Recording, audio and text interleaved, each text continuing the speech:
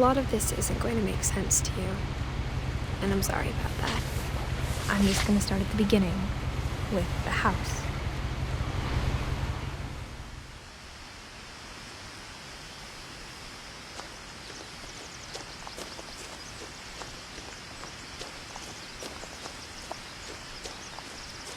I lived here until I was 11, but I wasn't allowed inside half the rooms.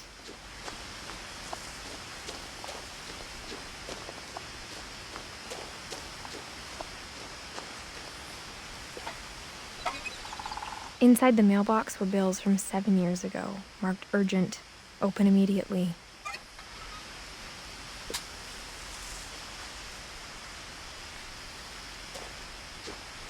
I hadn't been back since my brother Lewis's funeral.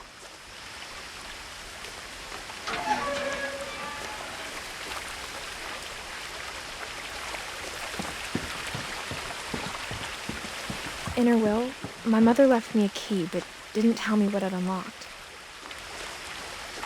Maybe she thought I'd know, or she thought that the mystery would be enough to bring me back.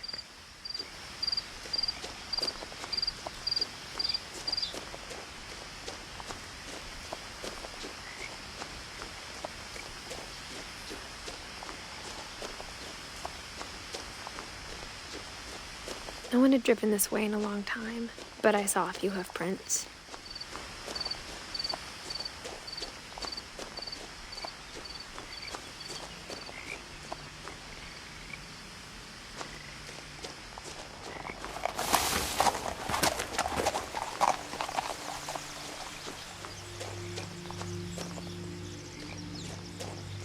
The truth is, even after I inherited the house, I never thought I'd come back to it. But now I had questions about my family that only the house knew the answers to.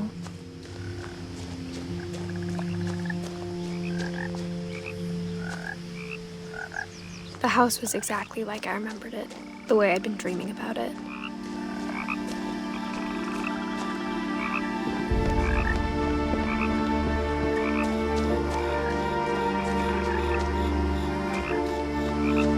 As a child, the house made me uncomfortable in a way I couldn't put into words. Now, as a 17-year-old, I knew exactly what those words were. I was afraid of the house.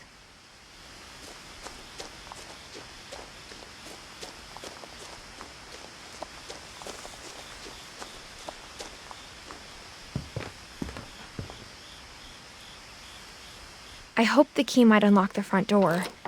It didn't.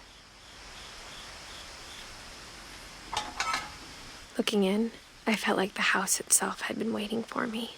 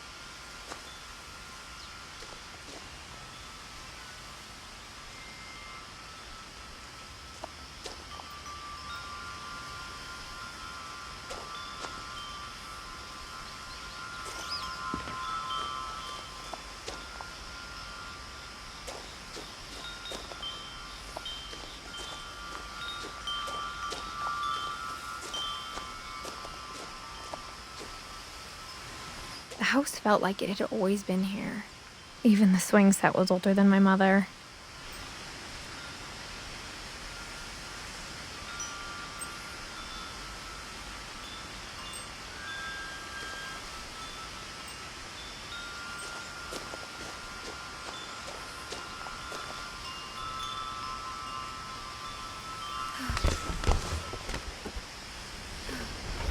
Crawling through the doggy door used to be a lot easier when I was 11.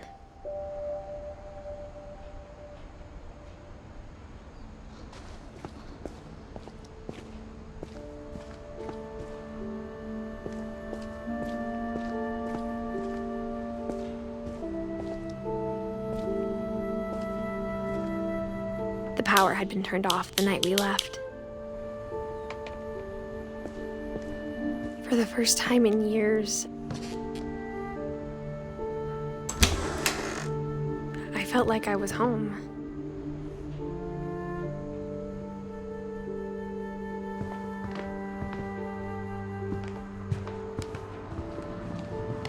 But instead of a family, there were just memories of one.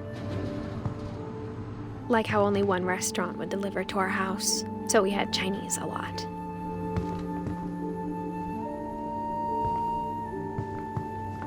Or how after Louis started working at the cannery, we all got sick of eating salmon. Except our cat, Molly.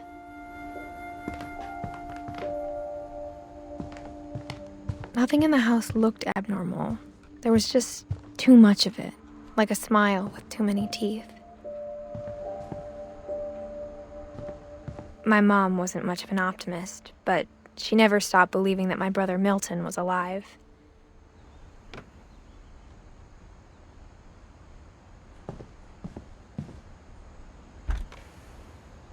Edie told me once that every Finch who ever lived is buried somewhere in the library.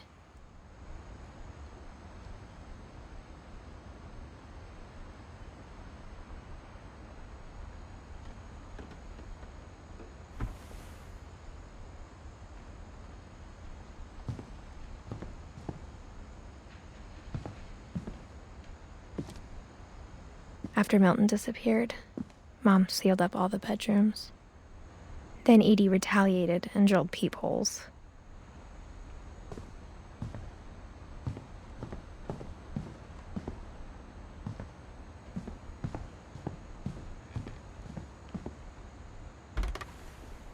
As a kid, I just assumed every house had peepholes and sealed rooms you weren't allowed inside of.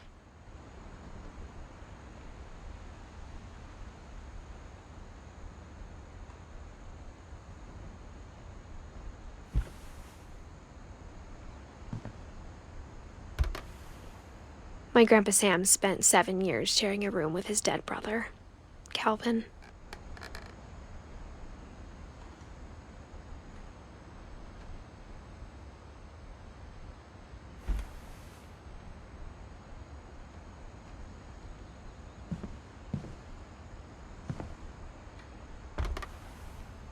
The last time I was in Edith Sr.'s room, I was 10 and she was painting my portrait.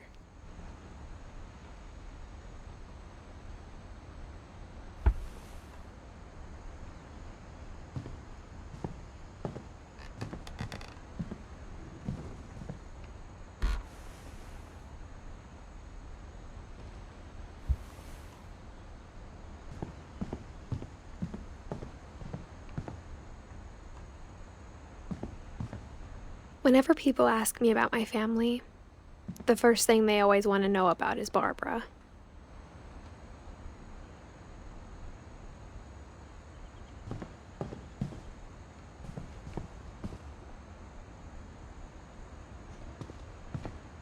Edie's father, Odin, built the original house.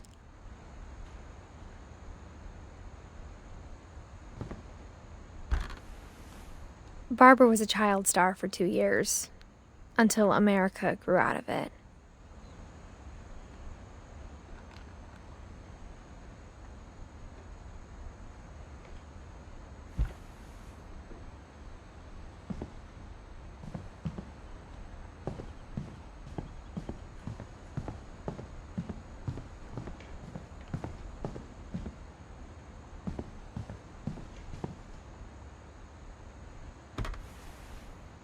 Molly always seemed like a girl I could imagine being friends with, if she hadn't died in 1947.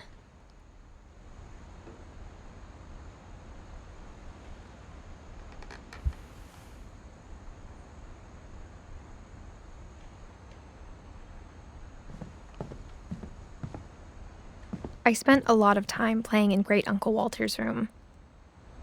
I think my mom sometimes regretted not sealing it up.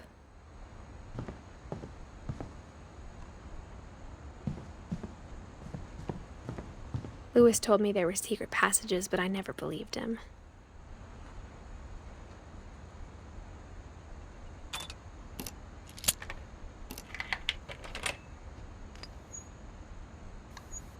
Turns out, my mom was really good at keeping secrets.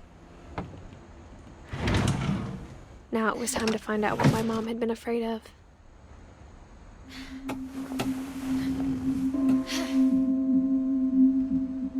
From the paintings on the wall, it was clear my brother Milton had been here before me.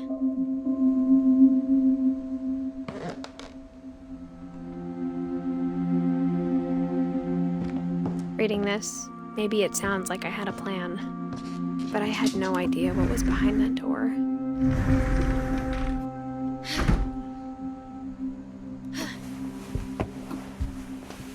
Just like I had no idea where all this was gonna lead.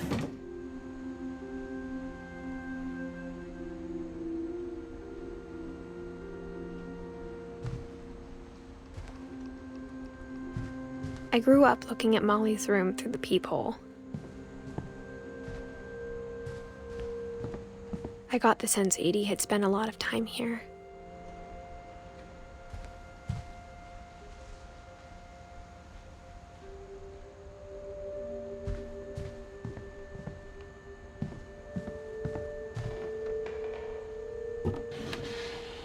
Molly's gerbil had a tiny bedroom with its own even tinier gerbil cage.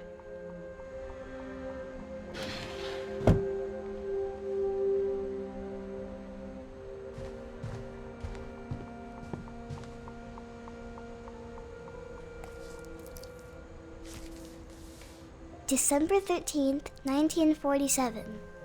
Dear Diary, I'll be gone soon, but I wanted to tell somebody about what's gonna happen. It started when Mom sent me to bed without dinner. I woke up and I was starving, so I looked around for something to eat. The gerbil food was dry, but I didn't mind it.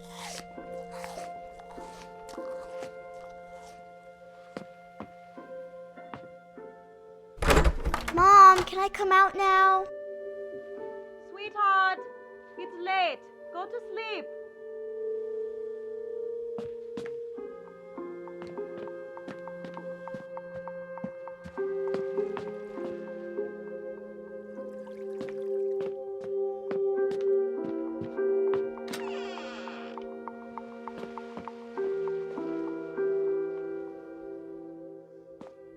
I ate a lot of things that night.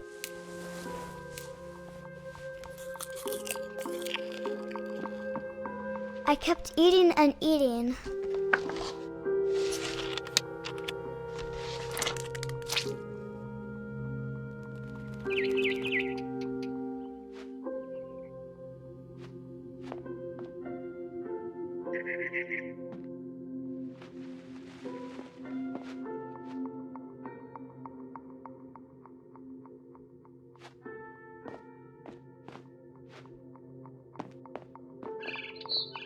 Then I heard chirping outside my window.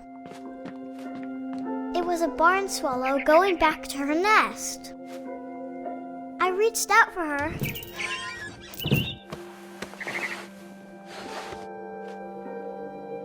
And suddenly,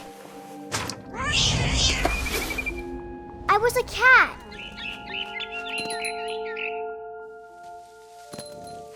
I tried to be quiet, but the bird was really scared.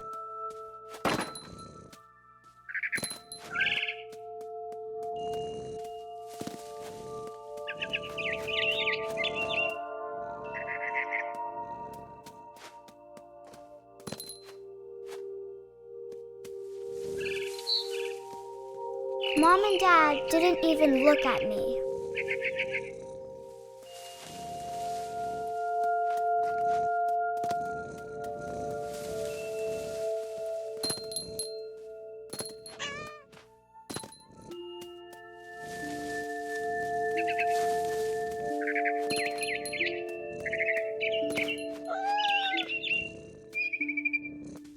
I jumped and I almost got her.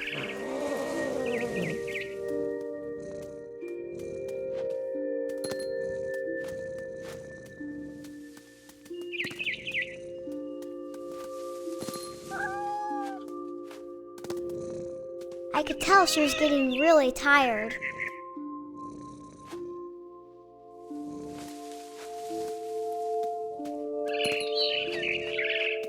Now I was up in the big tree. I promised Dad I wouldn't climb it anymore. All I cared about was eating that mama bird. I gobbled her up. And suddenly, I was an owl. First, all I heard was the wind. Then I heard little teeth nibbling in the grass.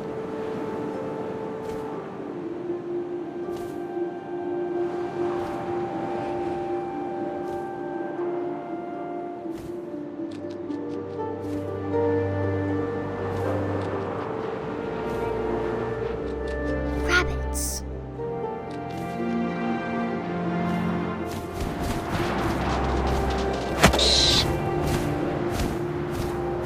I imagined his face looking up and seeing mine through my talons. I swallowed him up, and I didn't chew one bit. Then I flew off to find something bigger.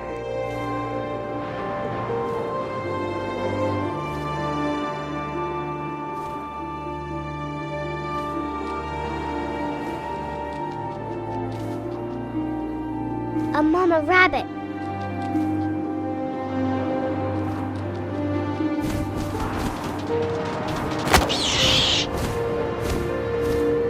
She was almost too big to carry.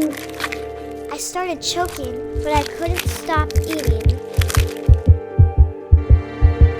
And suddenly, I was a shark.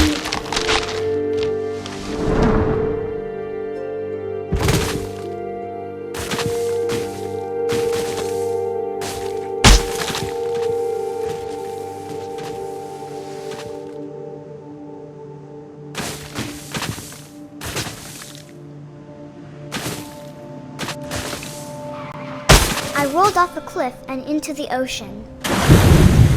Now, I was hungrier than ever.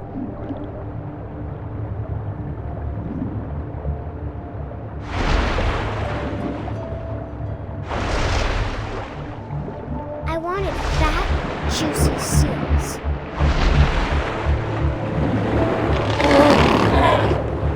I tore off her flipper, and it tasted really good.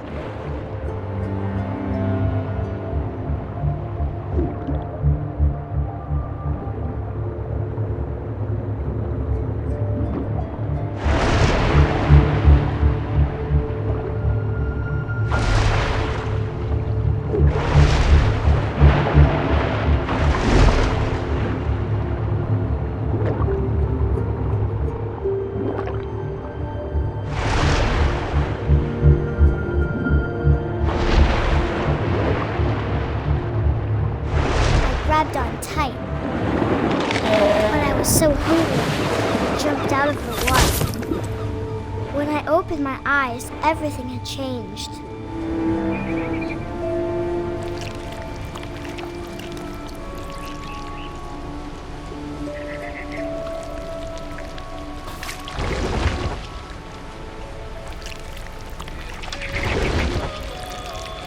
Now I was a monster, and I smelled people everywhere.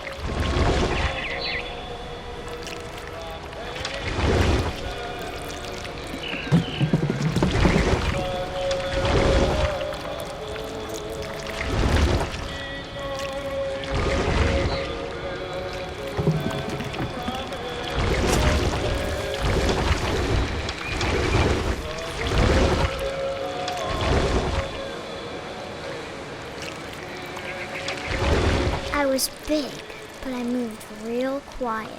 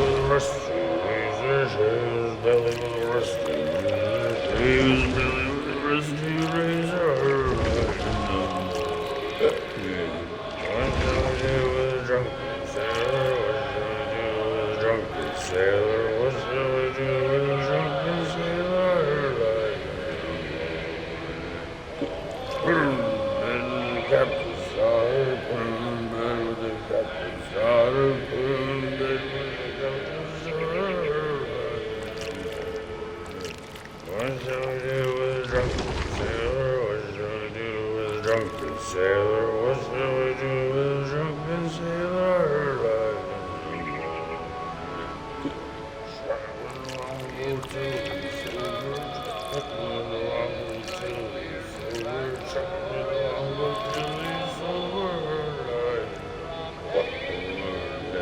What shall we do with a drunken sailor? What shall we do with a drunken sailor? What shall we do with a drunken sailor? Put him in the scuppers with a hose by bottom. Put him in the scuppers with a hose by bottom. Put him in the scuppers with a hose by bottom. What shall we do with a drunken sailor? What shall we do with a drunken sailor? What shall we do with a drunken sailor? Heave ho, she rises, heave ho, she rises, heave ho, she rises like a number.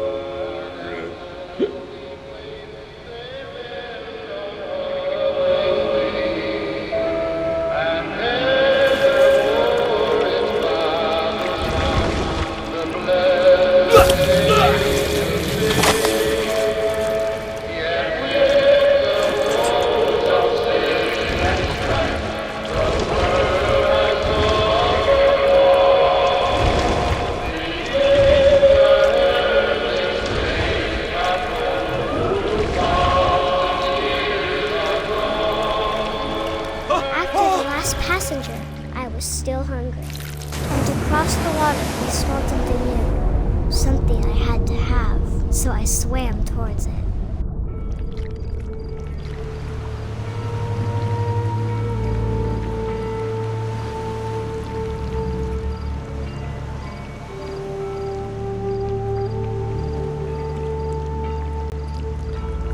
I slithered onto the sand, and the good smell went into an old pipe.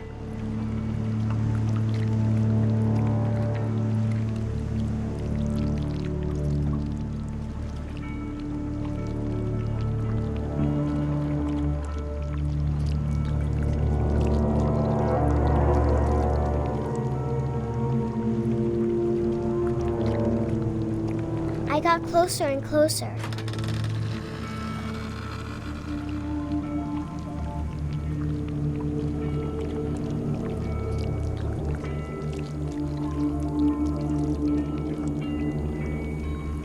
All of my stomach started growling. And suddenly, I was me again. I held my breath for a long time, but I couldn't hear anything. I think it's waiting for me to fall asleep. But it's not going to wait much longer. It needs to feed, and we both know I will be delicious.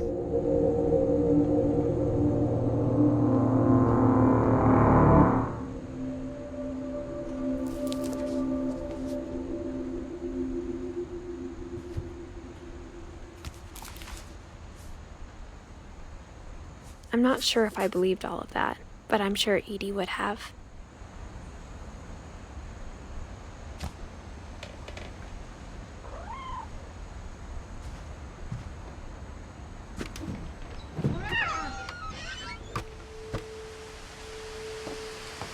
This will be obvious later, but my mom never told me any of these stories. Edie would have, but Mom didn't like bringing up the past. Though, when we adopted a stray kitten, she was the one who named it Molly.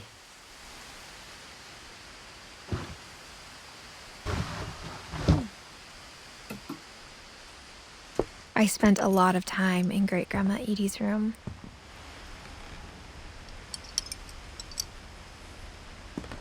We got along, and it was a good place to hide from my mom.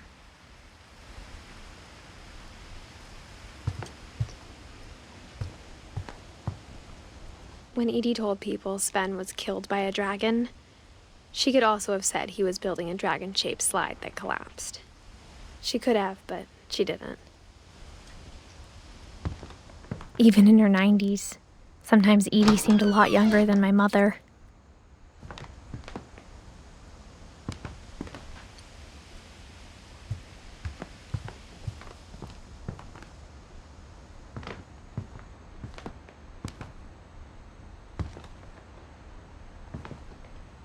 Her room was like a museum.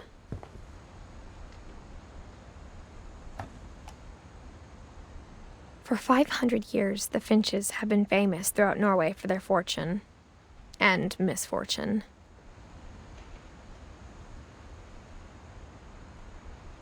Odin Finch buries the latest victims of the family curse, his wife Ingeborg and their newborn son, Johan.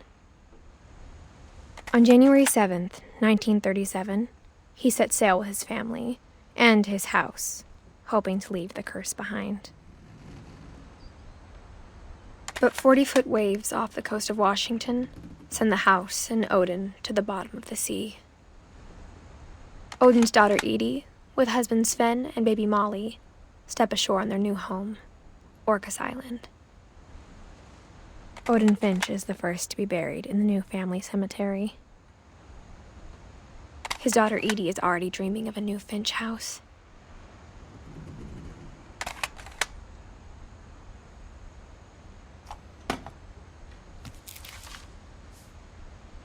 Whatever's wrong with this family, it goes back a long ways.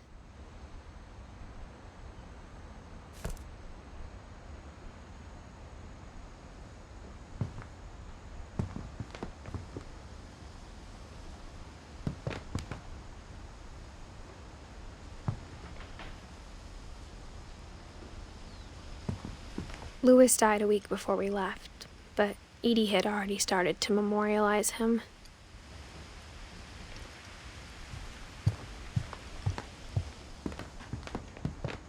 The only trace Grandpa Sam's first wife, Kay, left on the house was the pink bathroom.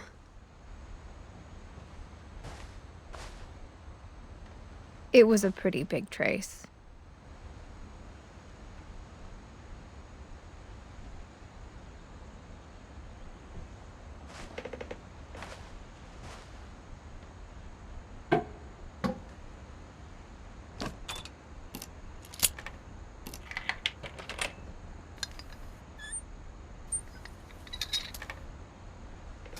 There's a secret in this bathroom.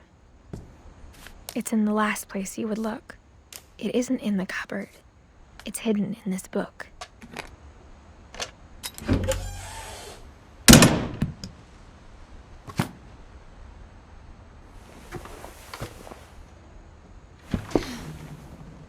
Sven gave Sam an old camera he'd refurbished.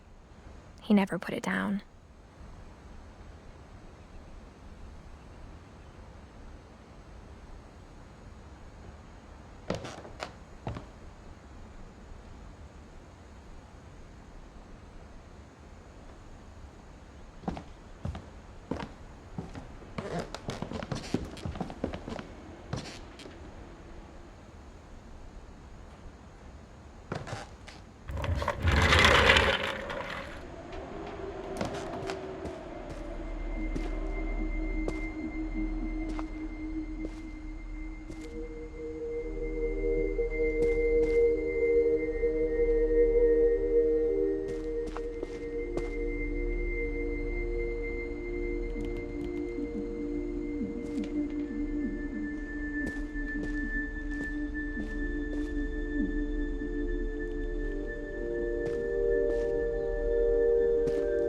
I knew Grandpa Sam had a twin,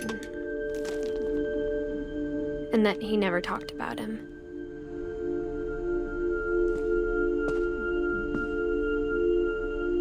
I guess my grandpa didn't like history any more than my mom did.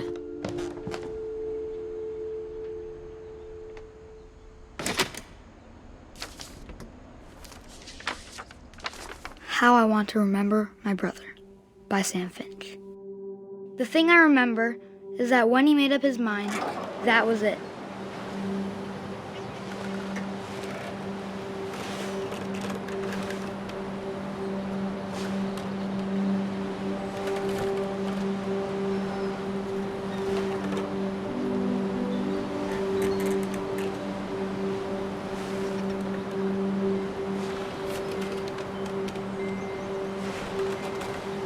My brother said he'd die before he ate another mushroom.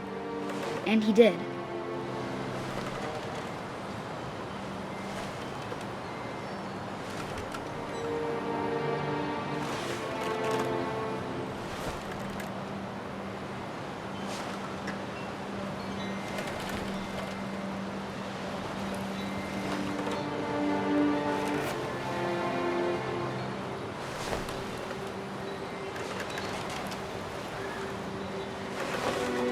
At Barbara's funeral, we swore we'd never be afraid again. And he wasn't. I think Calvin always wanted to fly.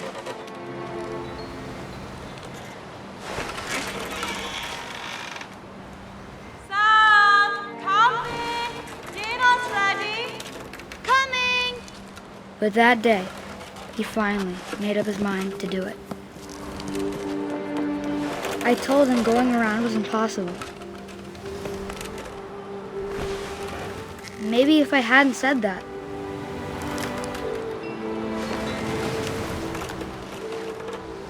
Calvin! I'm not gonna tell you again! Maybe if the wind hadn't picked up. Then maybe he'd still be here.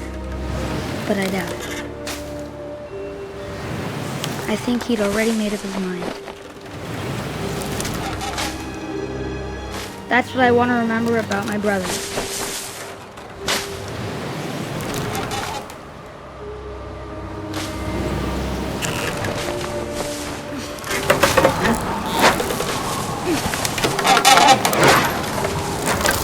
The day he made up his mind to fly. And he did.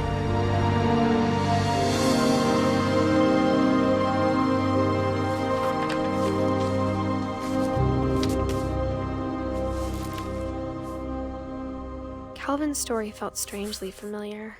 When I was younger, I remember trying to do the exact same thing.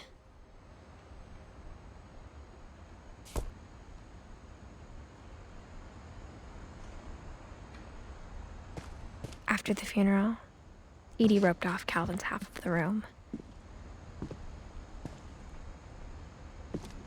Mom said Grandpa Sam enlisted at 18 and never set foot in the room again.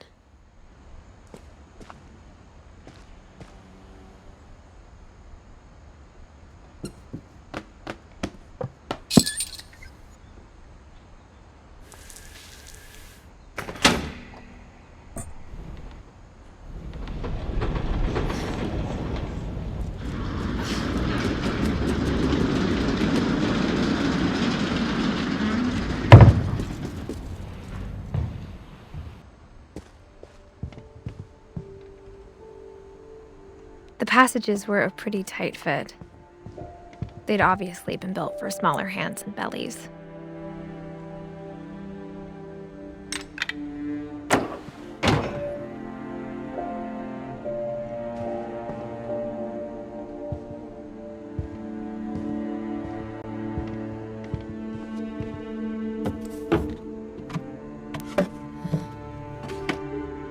Growing up, I always thought of Barbara as a child star.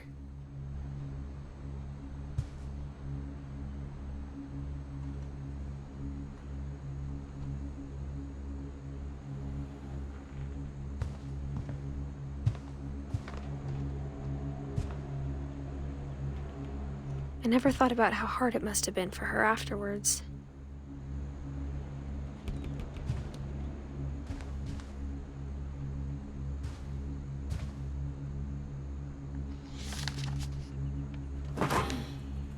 Of all the stories people wrote about Barbara's death, I'm surprised Edie saved this one.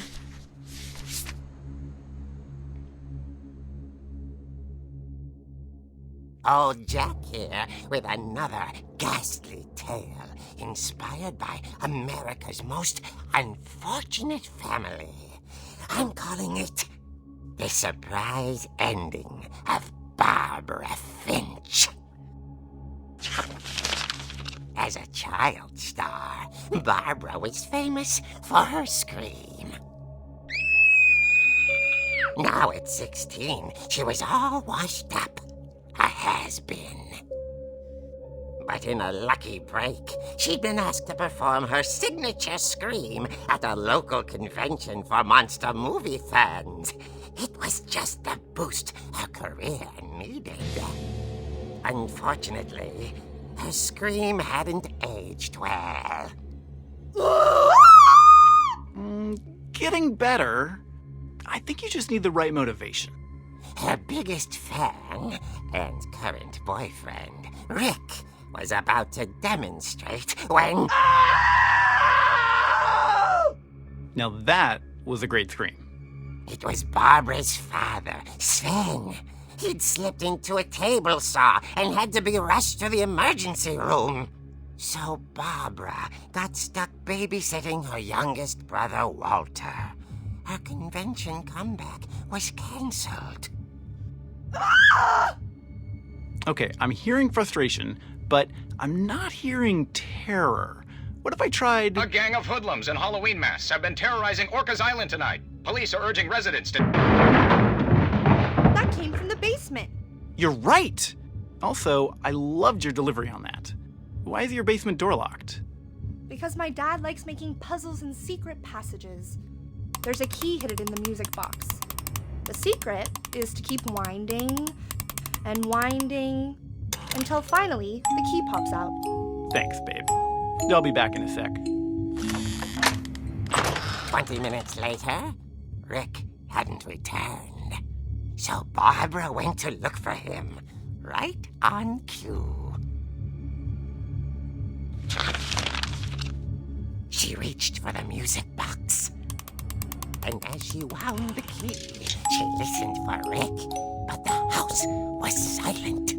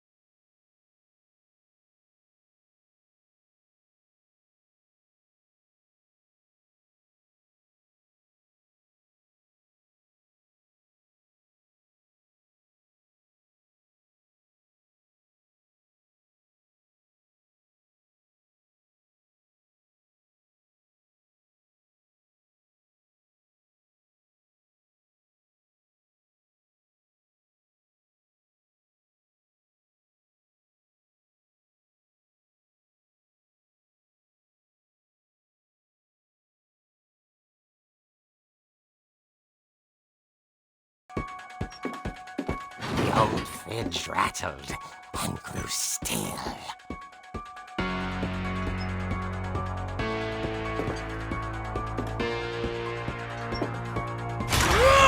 Oh dear! Oh! Rick? Barb, relax. I was just trying to scare you to help you find your scream. Well, I'm not scared, Rick. I'm furious. Then act furious. All I'm getting from you now is that you're hurt and confused and She threw him out, but she kept a little something to remember him by. Barb, have you seen my other crutch? And she was still holding it when she fell asleep watching the late picture show. Hours later... Barbara! Walter, what's going on up there? Ah! Okay, I'm coming up, but if this is a trick, you're dead, Walter.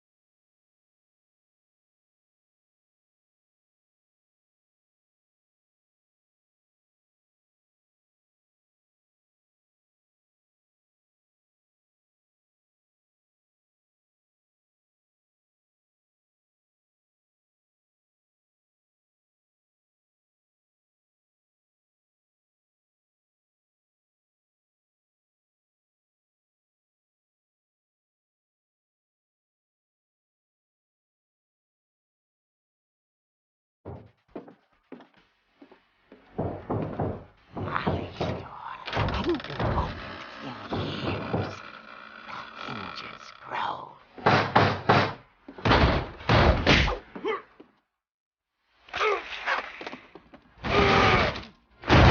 He wasn't moving, but she sensed the story might not be over yet.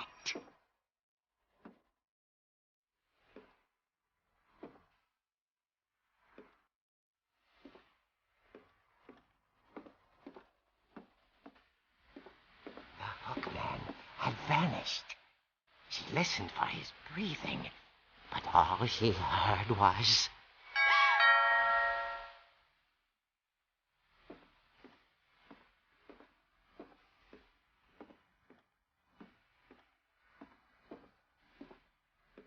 At the door, she heard whispering. It was coming from inside the house.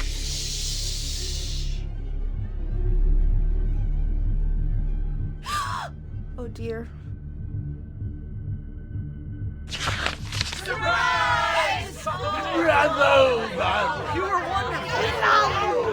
monsters had come to surprise her. For Barbara, it was a dream come true. Then she saw what kind of monsters they were, and she realized what was about to happen. She was going to be famous. And with her final breath, Barbara Finch gave the performance of her life.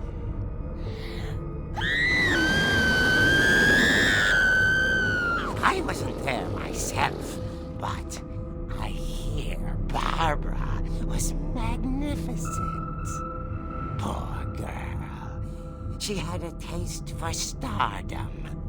But unfortunately, so did her fans. Of course, the police blamed it all on poor Rick, who disappeared the same night.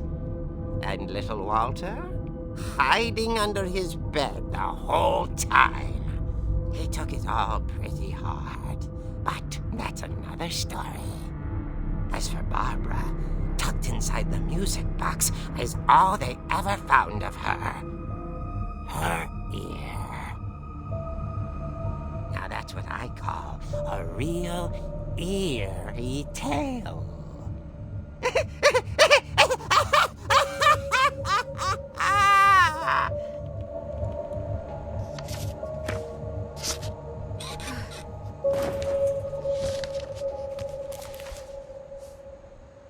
Edie told me all Barbara wanted was to be remembered, as absurd as that comic was. Maybe what Edie saw was a happy ending.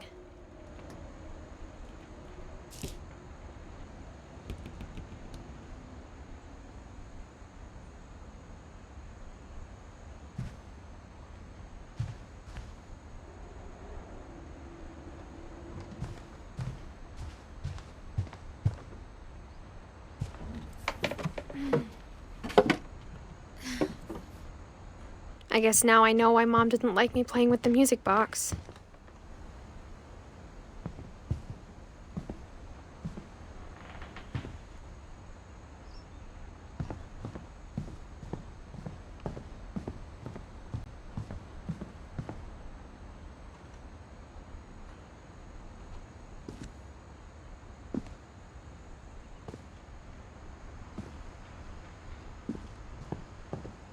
A lot of things got left behind in the whirlwind of that last night.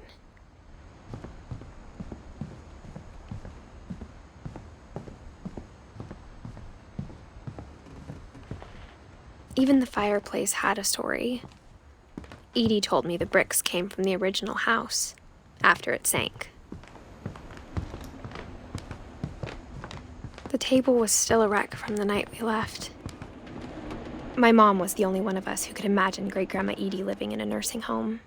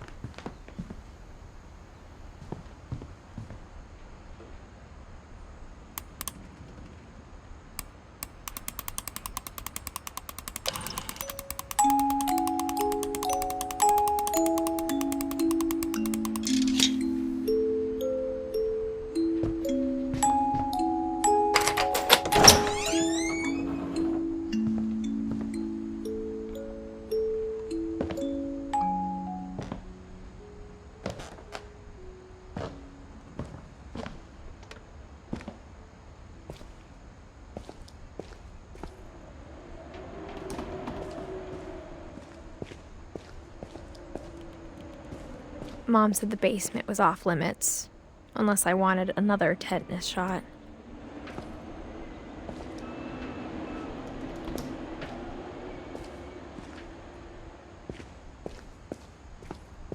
I saw Edie sneak down to the basement once, carrying packages.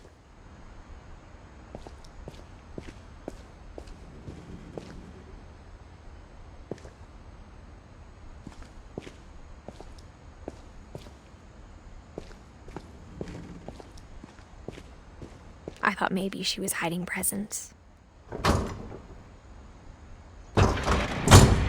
It turned out she was hiding a lot more than that.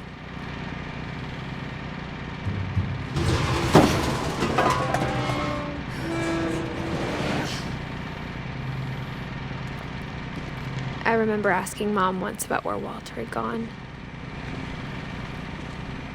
She said after Barbara died, he got as far away as he could.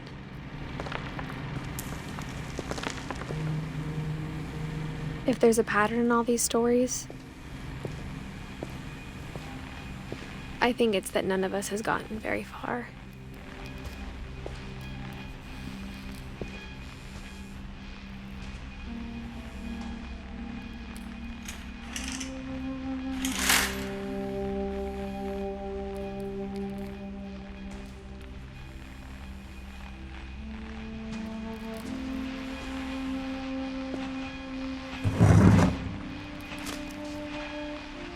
Goodbye, everyone. I can't believe I've been down here for 30 years. On that first day, after the shaking started, I didn't think I'd survive a week.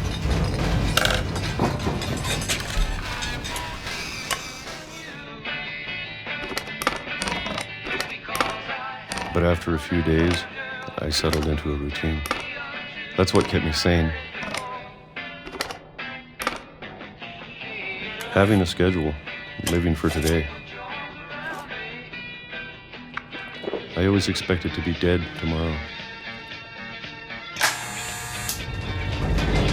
But if you wait long enough, you get used to anything.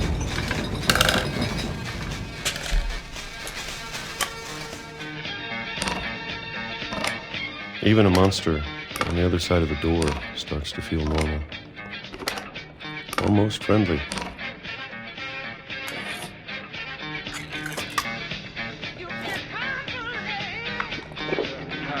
And then one day, everything just stopped. Whatever that thing was, it was gone. Maybe it got tired of waiting. Or maybe I just got tired of being afraid.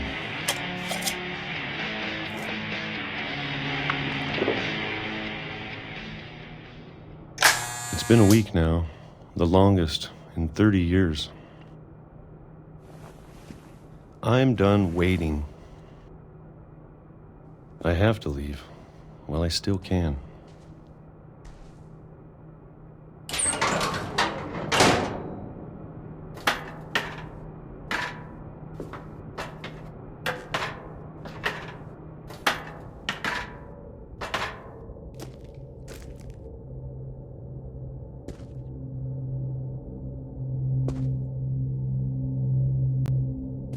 I know it's out there, somewhere. Whatever killed Barbara and Molly and Calvin. Maybe this is all a mistake. But I need to stop living the same day.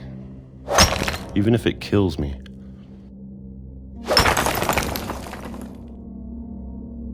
Whatever's out there, I want you to know I'm ready for it. I'm going to appreciate all of it, especially the food. I don't mind if I only have a year left, or a month, or a single week. I'd be happy with one new day. I can already imagine the sun on my face.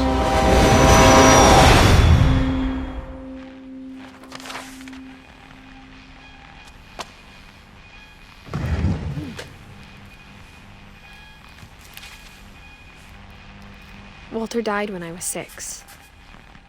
I can't believe my mom never told me he was down here.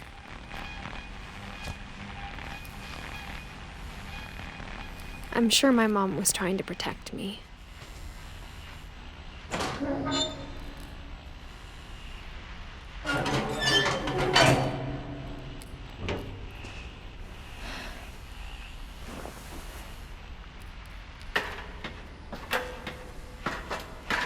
Maybe she was afraid I'd end up like Walter.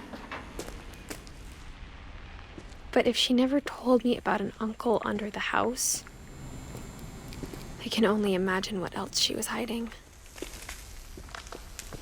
I don't want to make the same mistakes she made.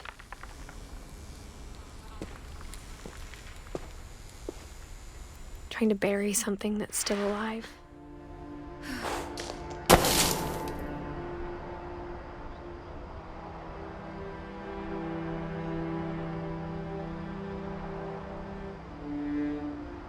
Now that there's only one of us left, or maybe 2,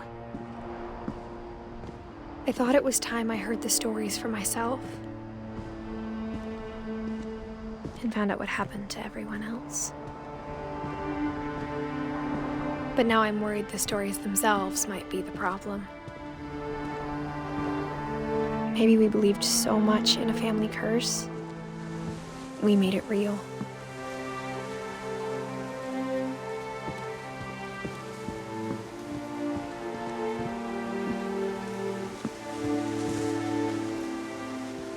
I don't know if I should even be writing this.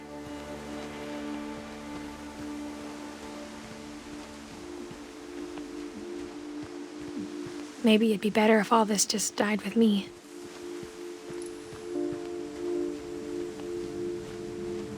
But I thought you should know about your family.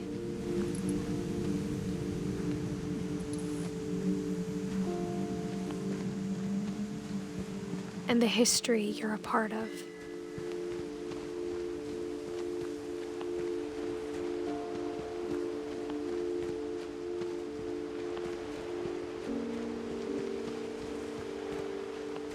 Though to be honest, I feel as lost as you probably do right now. I think the people in these stories believed them, for what that's worth.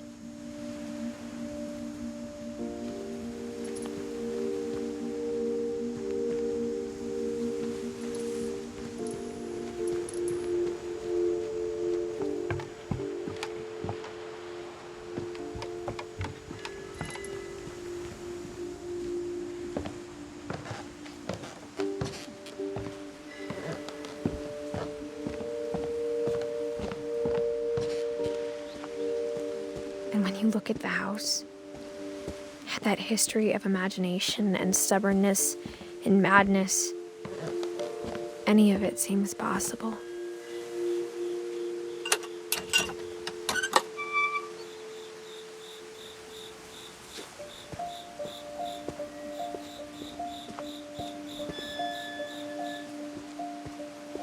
I think we've been surrounded by death for so long, we've just gotten used to it. What kind of family finishes building a cemetery before starting the house?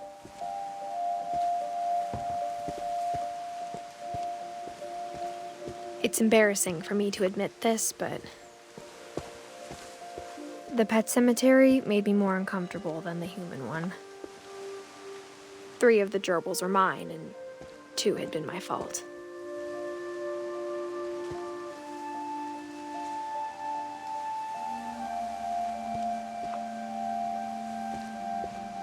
Sven built the house, but it was Edie who designed the cemetery.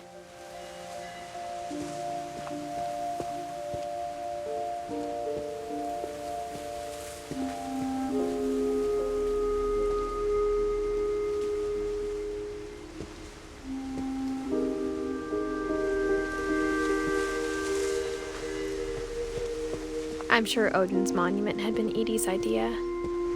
My mom was always trying to move on, but for Edie, the past never went away.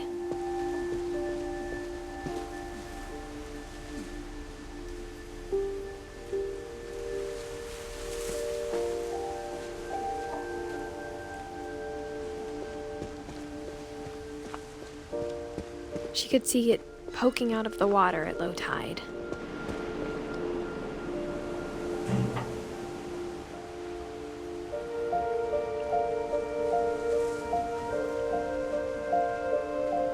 Edie said she dreamed about the old house every night.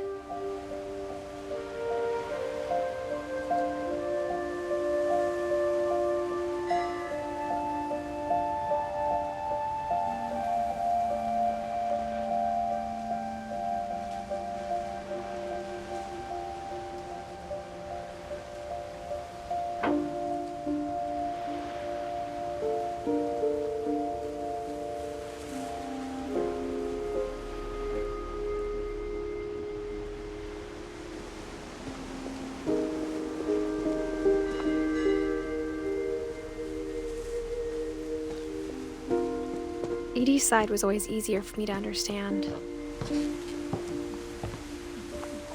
But the older I get, the more I can see where my mom was coming from.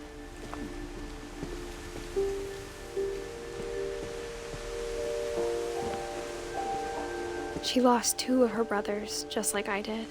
I get why she tried so hard to protect us.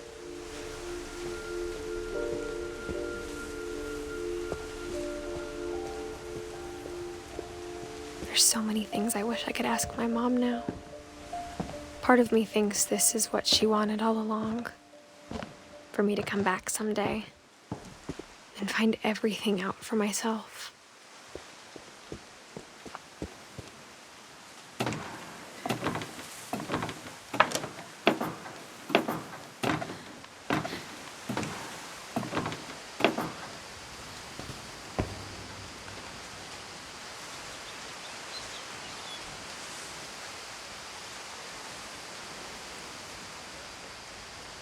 But looking back on it now,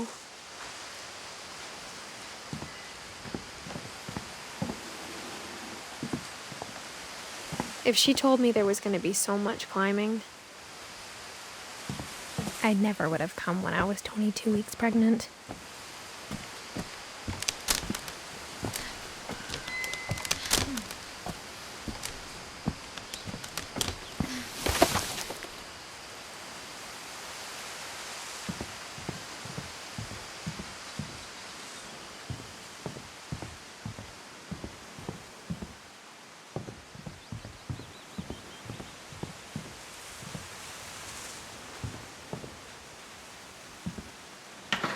I never met Grandpa Sam, but I think he and my mom had a lot in common.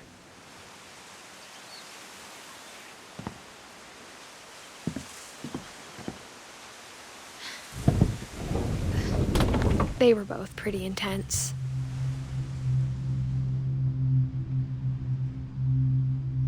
Sam spent his life shooting photos, but Mom said he got nervous being in front of the camera.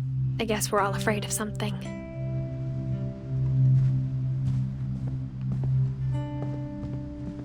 Instead of hiding from death, Sam seemed to go out of his way to meet it.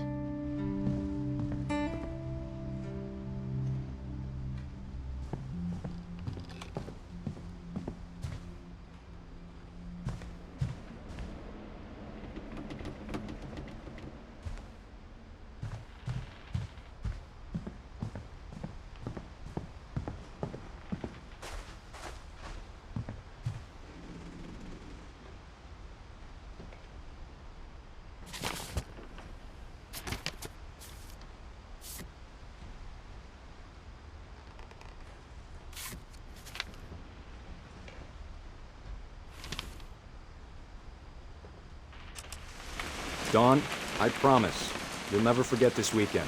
Yes, sir. These memories are gonna last a lifetime. Hmm? Perfect. Am I gonna have to shoot anything? It's gonna rain the whole weekend, isn't it?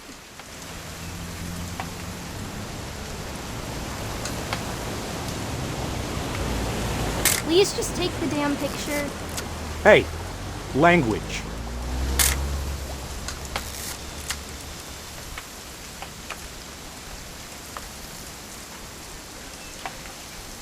I will never forget this weekend, Dad. Okay, got it. I'm gonna take some pictures, okay? Just be careful. That camera's older than you are.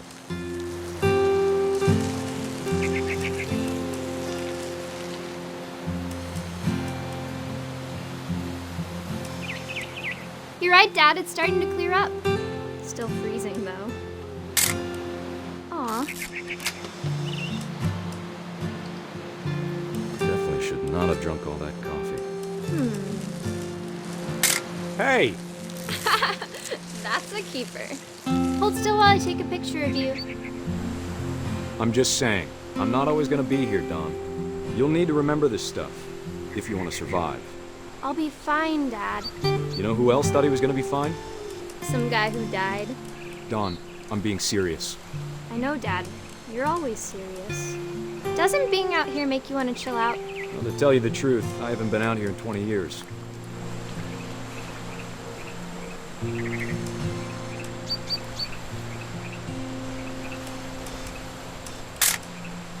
Don, don't you think you could find something more interesting to photograph? Last time I was with my brother Calvin. Man, that was a great trip. Your grandpa Sven taught us how to fish, how to build a fire. We found an old logging trail. There were deer everywhere. I bet if I could remember where that trail was. Dad! Good eyes, Don. Before you take the shot, let me get a picture of you.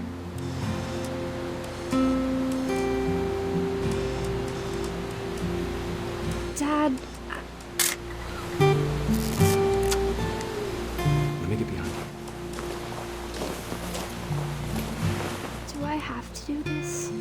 Don, you don't have to do anything. But if you want to survive, you'll need to be strong.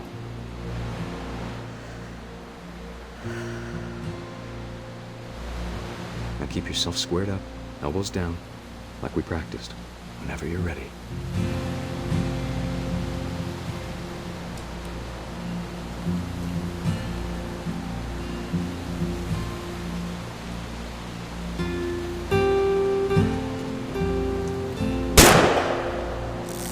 Great shot, Don!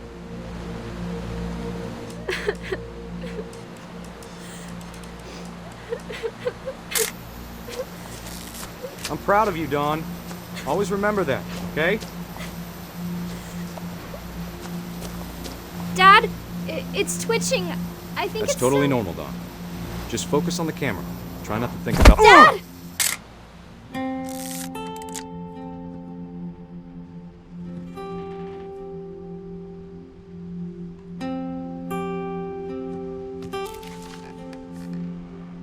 Of all these stories, that's the one I wish most that my mom had told me.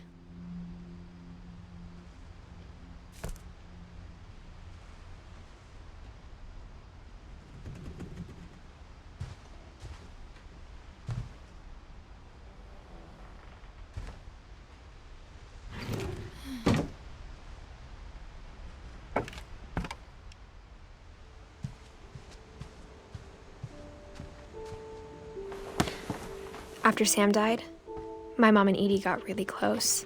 They'd both lost a lot.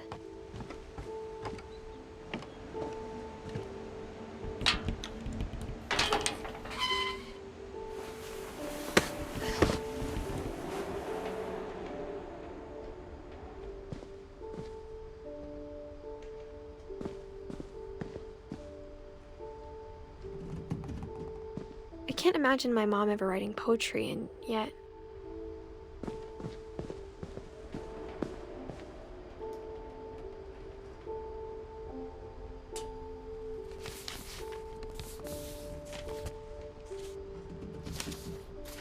Dear Kay, do you remember the way Gregory used to laugh when he thought he was alone? Like something funny was happening, but only he could see it.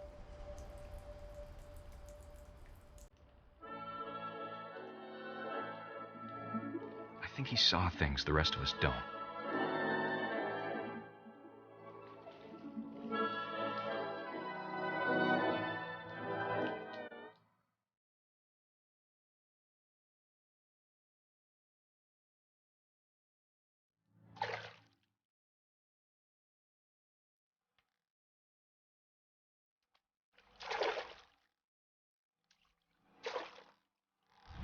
Turn it over, Gregory. It's time to... Hold on, sweetie. Hello?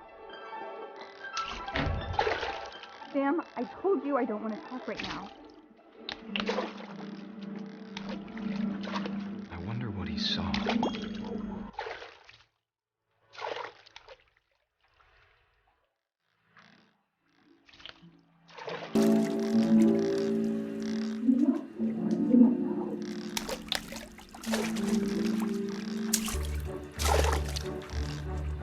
You reminded me so much of Calvin. Lost in his imagination. Whatever it was, he saw.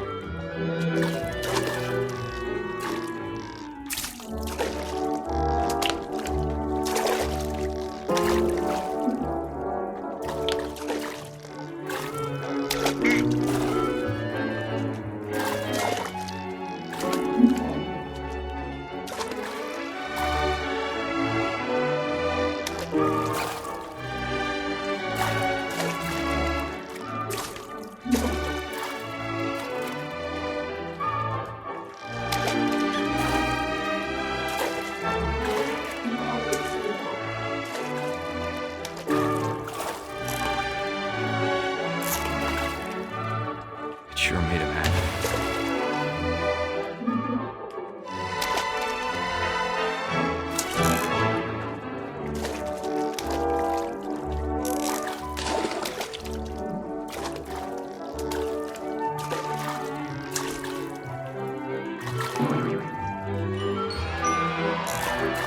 I know how silly it sounds.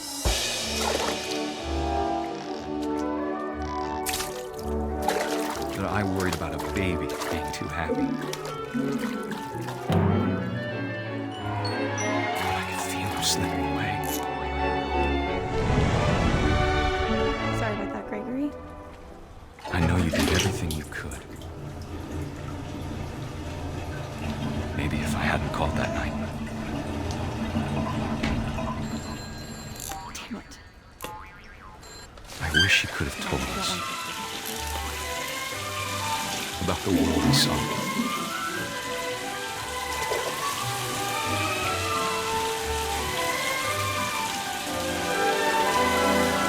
There's so much I don't understand about Gregory, about everything.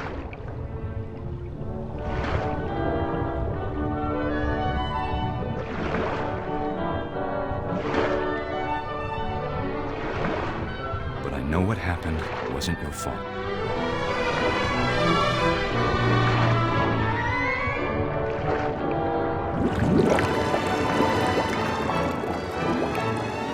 I'm sure he's happy. And he'd want you to be happy too. Good luck, Kay. Love, Sam.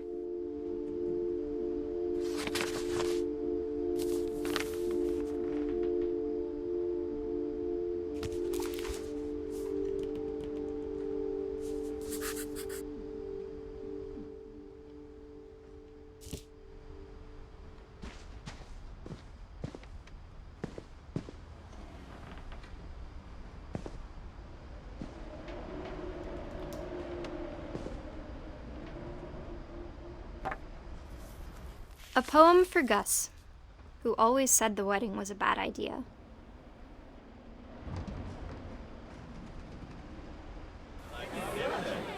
Our father never hit us kids, at least not very hard, before the day my brother said with teenage disregard that he'd be dead before he'd see a wedding in our yard.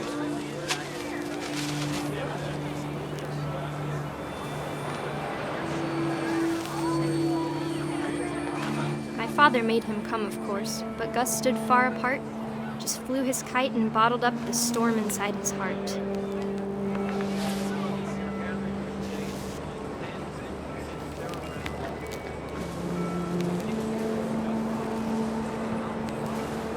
I tried to talk him out of it, but though he'd never met her, "We don't need a stepmom," were the words that I now pronounce you husband and wife. You may kiss the bride.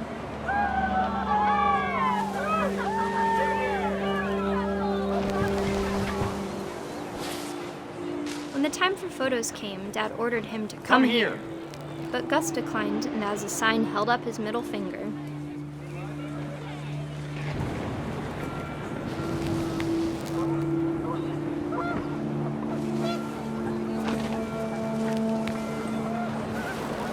The wind picked up, and panicked geese appeared and quickly went. But all the humans did that day was go inside the tent.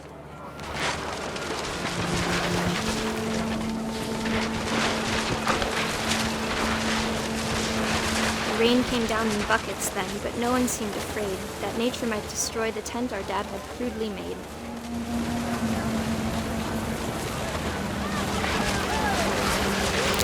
The thunder sounded much too close and full of angry power. But all my father said to this was, "Make the music louder."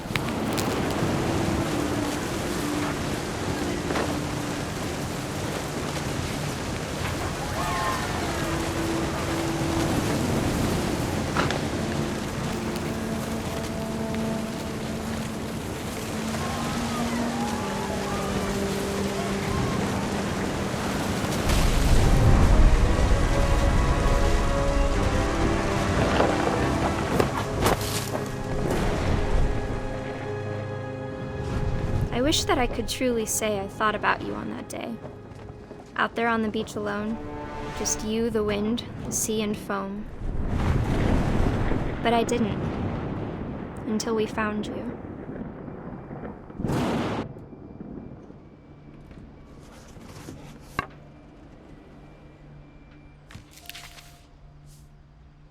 She never talked about him, but Mom told me once if I was a boy, they were going to name me Gus.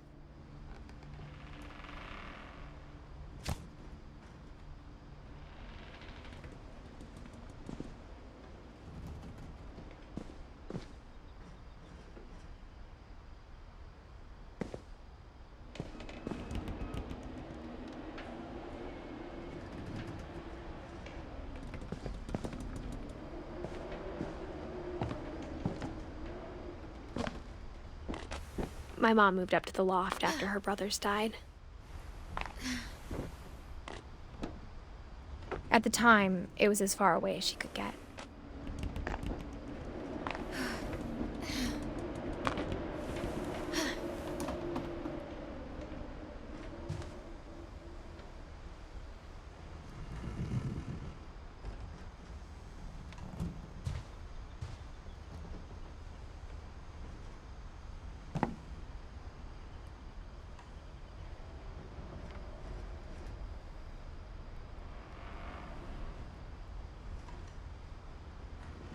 She spent a summer building houses in Calcutta, where she met my dad, Sanjay.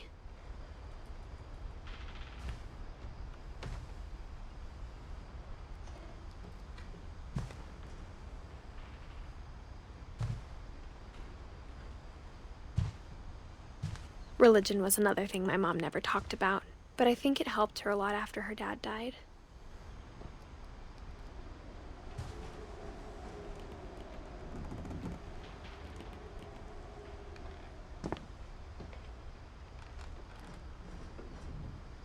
My mom moved to India a week after graduation and got a job teaching English. Louis was born a year later.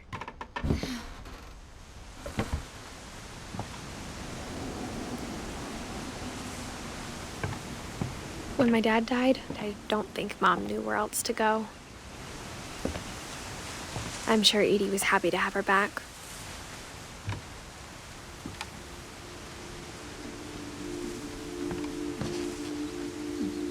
The house had to get a little bigger, but Edie was used to that.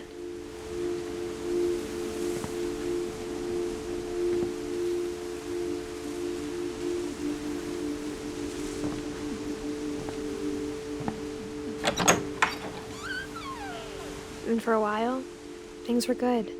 Almost normal.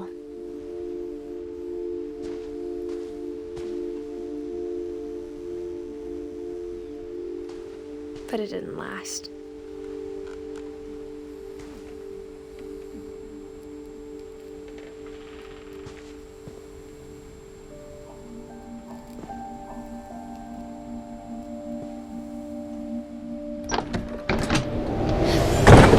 The beginning of the end was Milton's 10th birthday, when Edie gave him a castle.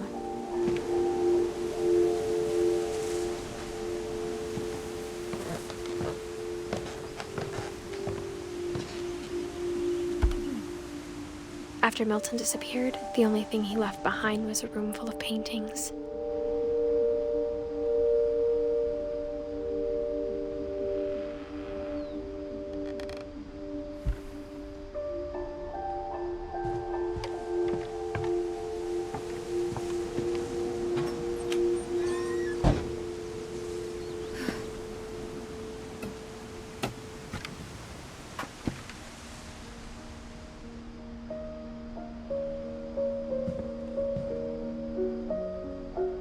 I think Edie was happy to finally have another painter in the family.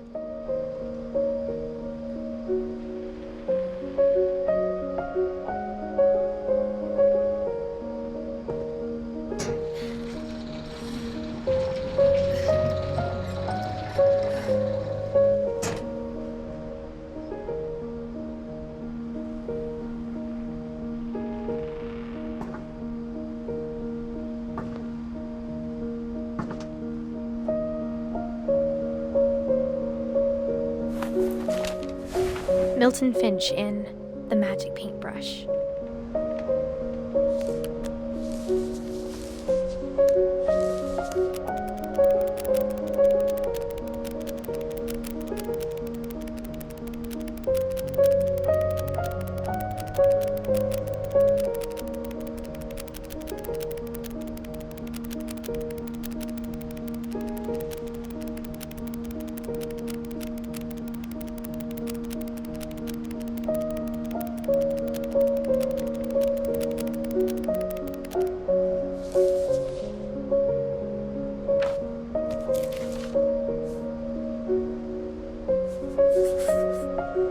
I was 4 when Milton disappeared.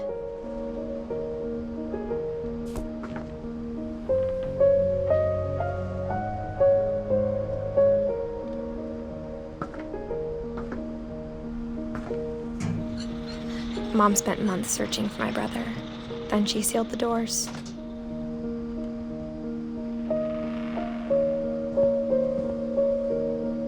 Whatever Milton had found in the house, Mom didn't want it getting out.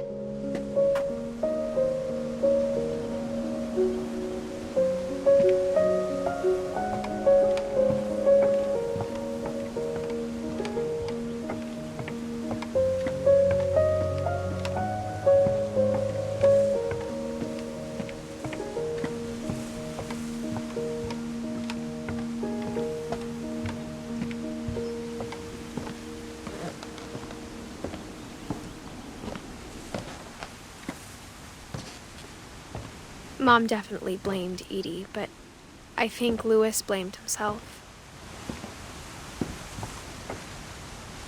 After he graduated, he just spent more and more time in his room, until Mom got him a job at the cannery. Everyone always told me to stay out of Louis's room, except Louis.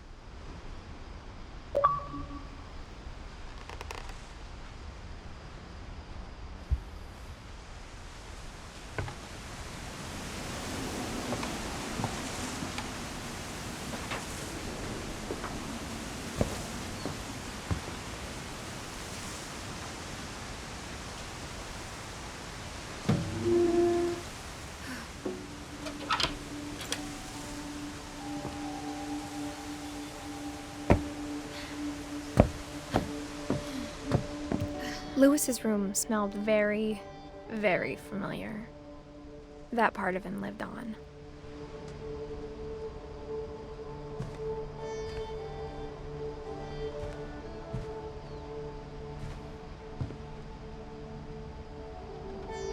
Lewis and I spent a lot of time playing games together, but he was surprisingly bad at them. He died a lot.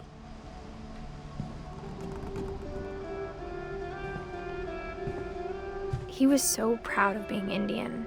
I think for him, it was a way to be something other than just a Finch.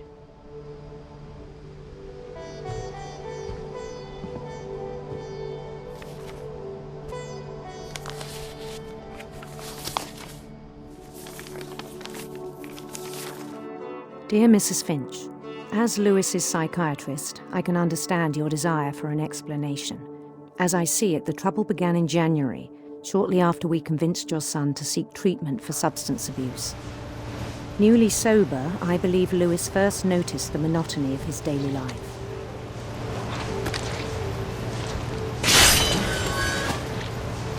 He kept working at the cannery, but he withdrew part of himself. In our sessions, I saw the same behavior. His mind began to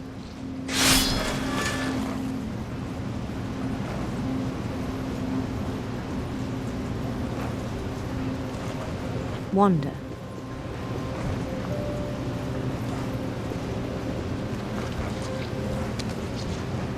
I asked him to describe it. He said he started small, imagining a labyrinth.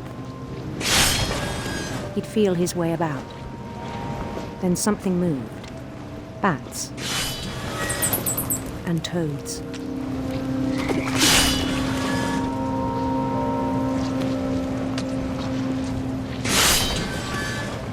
And things that have not names. He knew it was all in his head.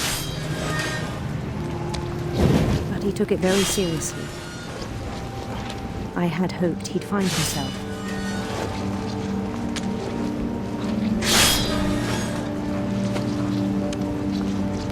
But he found something more. I worried about him then, daydreaming at the cannery. I spoke with his boss. But he said Lewis had become a model employee. Methodical, tireless, focused. Like a whole new Lewis. So I let him go on.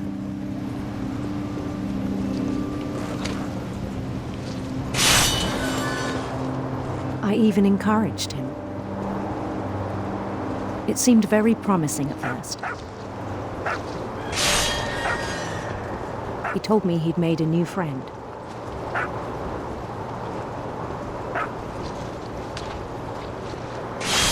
On the edge of a city he named Lewis Topia.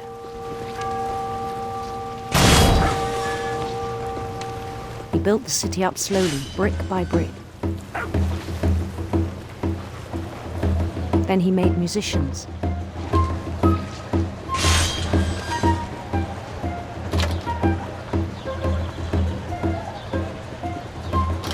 And songs for them to play.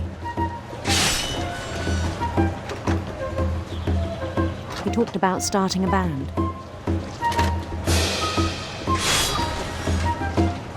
And he was always humming something. Every day his imagination grew stronger.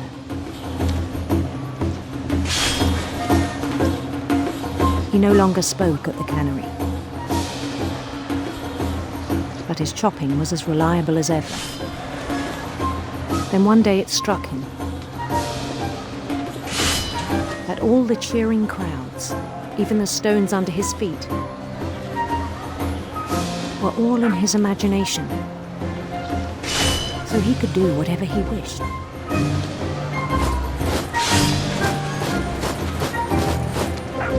He held an election for mayor, and he won. They begged him to stay, but his mind was already wandering. It became a game for him.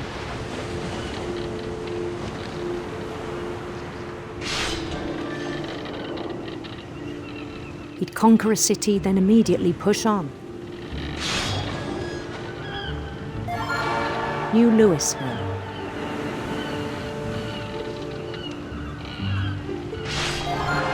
St. Louis. He started drifting away from our reality.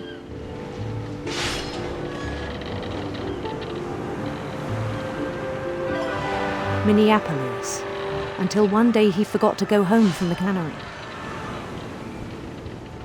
Even as his mother pleaded with him, part of Louis kept sailing on.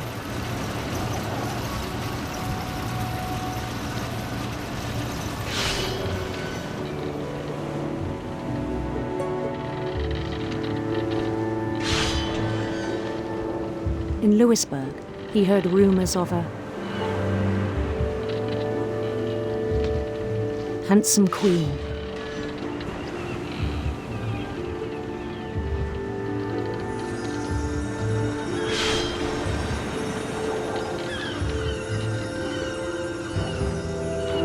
The queen was on her own quest for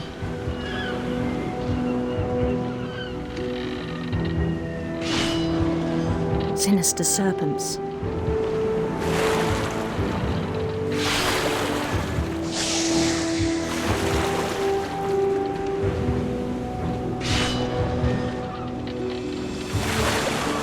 He followed the sound of her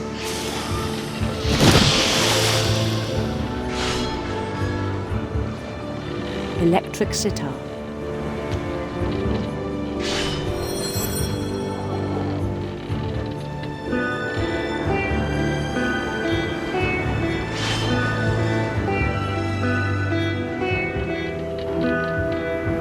His chase led him to a golden palace east of the sun and west of the moon.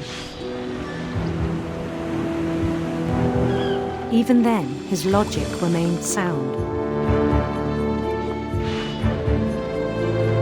He knew the world was all in his imagination.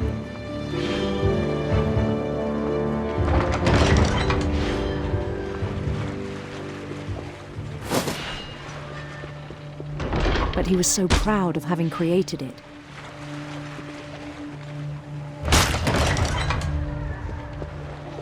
In his own eyes, he'd become something greater than a king.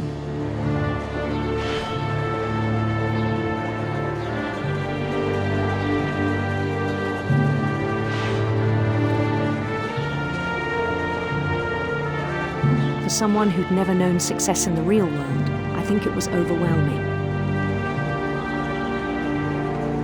And then it struck him that the real Louis was not the one chopping salmon, but the one climbing the steps of a golden palace.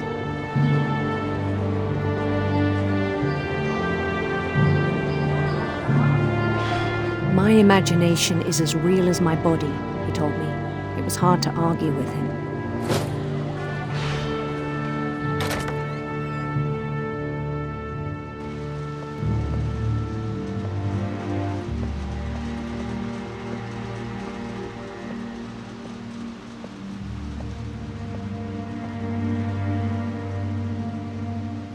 Began to forget the world we know.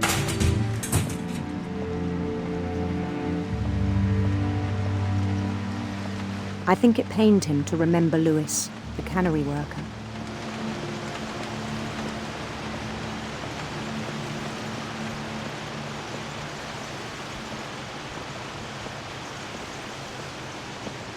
He began to despise the man with a royal contempt.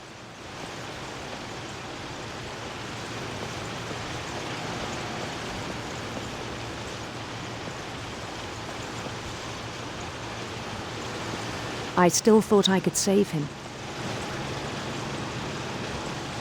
Even after he said he was being crowned king over all the lands of wonder. The palace would be packed with his companions.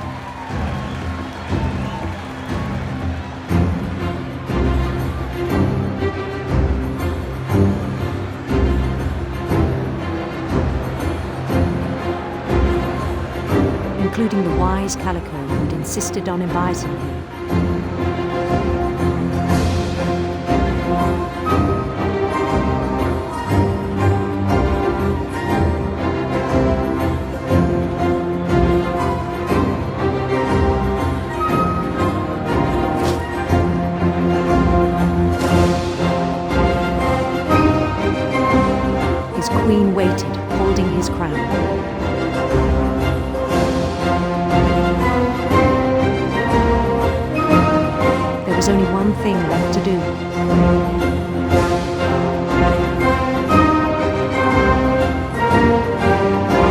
bend down at his head.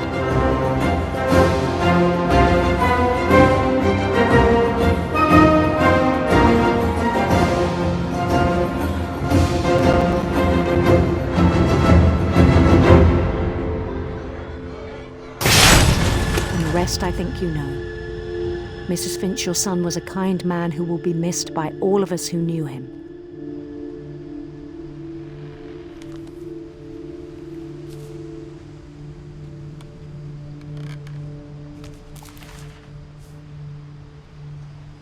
My brother was really cool. I wish you could have met him.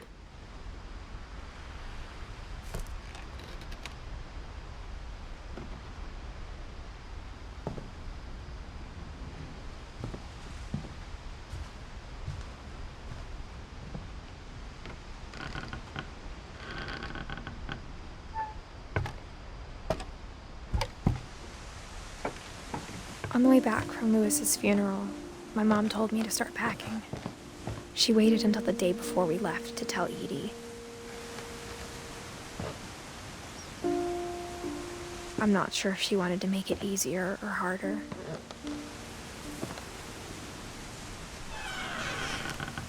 I wish we'd stayed. But I understand why we left.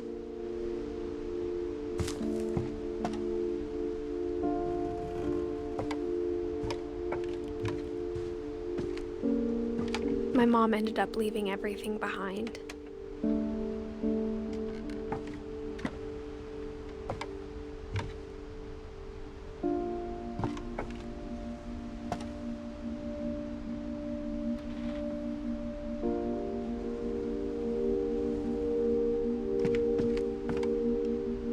What happened that night had been coming for a long time. Maybe it should have come sooner.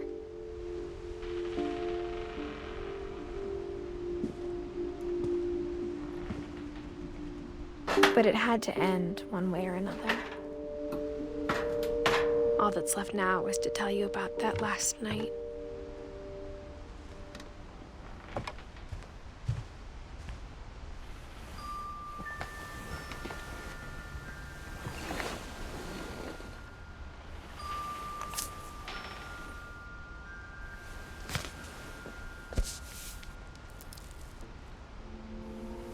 That whole last day, Edie just watched us pack and didn't say a word.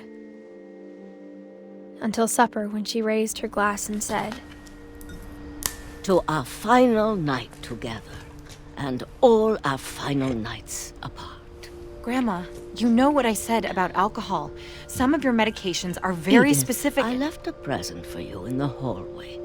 Why don't you go open it? The grown-ups have to argue now. I'm sorry, you're right.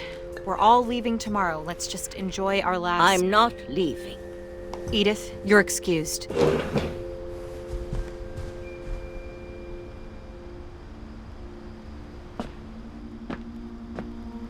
The power had been shut off that morning, but Edie always had plenty of candles. When my mom sealed the library, I don't think she knew about the other entrance, or that Edie had a key to it.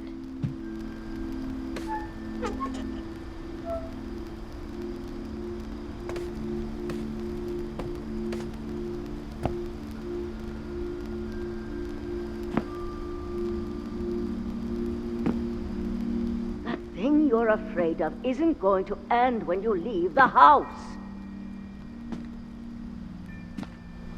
Edith has a right to know these stories. My children are dead because of your stories. I think it's best if Edith and I leave tonight. We'll have the nursing home send a van for you in the morning, okay?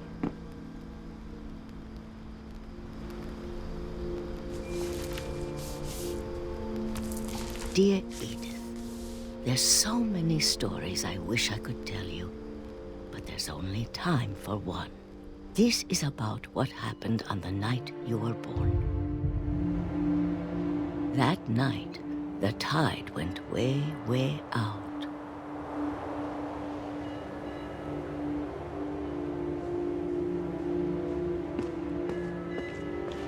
It was the first and last time I ever saw the old house aground? There'd been an earthquake out in the middle of the ocean. They called it the lowest tide in 1,000 years. God, it smelled awful. You know, I've seen that house every day of my life. But I never thought I'd go back to it. When the fog rolled in, I lost my way.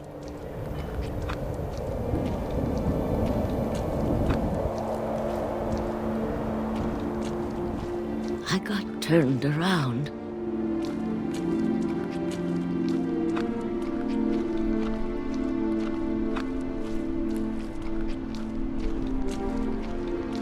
For a while, I wandered.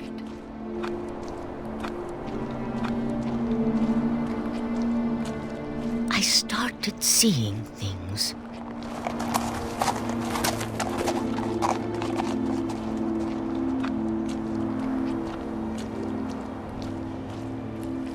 Things I'd forgotten had ever existed.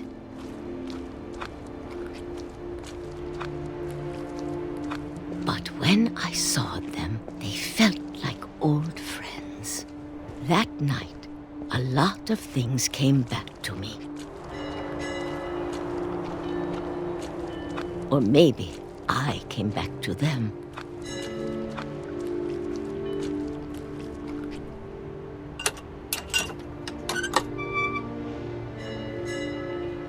Things I can't explain, but that I need you to try and... Edith, what are you doing in here? It's mine. Edith! Mom, you're gonna rip it! Let go! I kicked and screamed, but Mom dragged me to the car.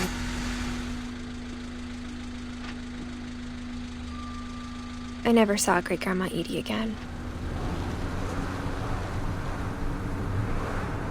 The next morning, the van came to pick her up, but she was already gone. After that, we moved around a lot.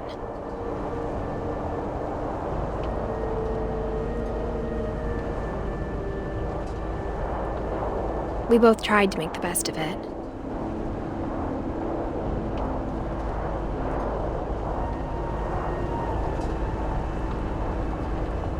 A few years went by.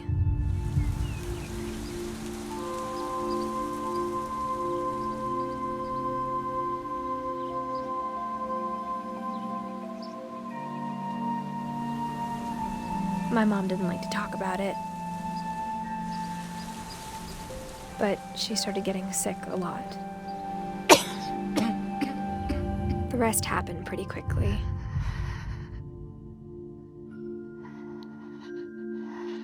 She got better for a while, and then she didn't.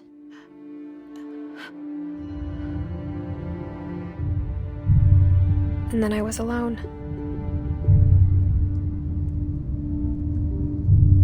The last Finch left alive.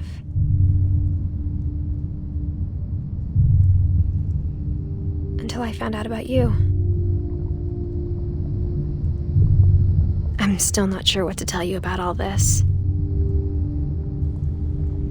If we lived forever, maybe we'd have time to understand things. But as it is, I think the best we can do is try to open our eyes.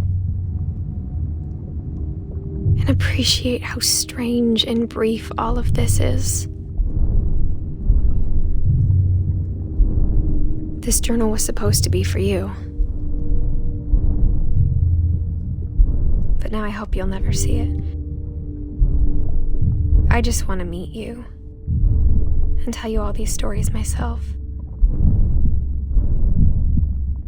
But I guess if you're reading this now, things didn't work out that way.